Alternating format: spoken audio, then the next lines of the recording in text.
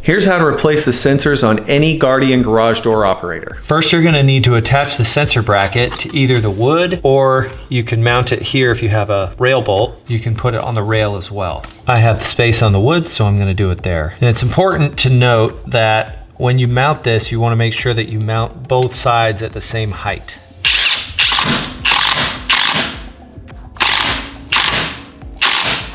Make sure it's level. Throw our second screw in here.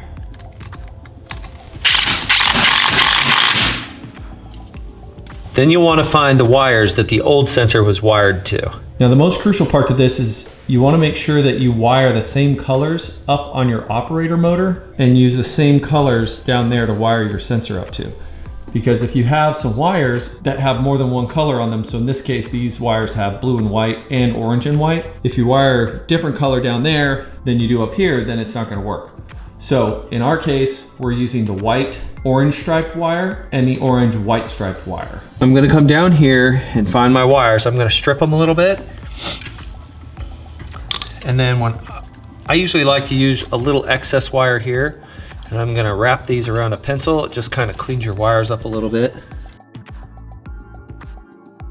I'm gonna cut off the excess.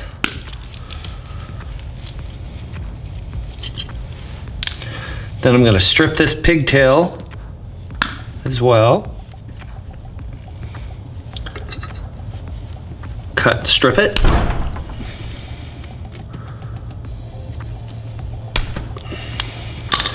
All right, and then you'll notice on here, may not be able to see it, but this wire has a blue stripe on it and this is just all white. So I always do white to white. I'm gonna twist those wires together. And then I'm gonna take the blue stripe, I'm gonna wire that to the orange, the solid orange wire. Twist those together. And then I always like to bend them here and twist them around each other. That way, if something bumps them or something like that, they're gonna stay attached. Okay, so wrap that around. Now we're all set there. Then we're gonna take some black electrical tape. A little strip of that. I'm gonna wrap this up nice and tight. We'll take our staple gun, and you don't have to do this. This is just to kind of clean it up the best. If you do use a staple gun, be careful that you don't staple it too hard against wood, because if you do, it's gonna pinch this wire and then it won't work. Once I finish wiring this sensor, I'm gonna do the same thing on the other side, which I've actually already done.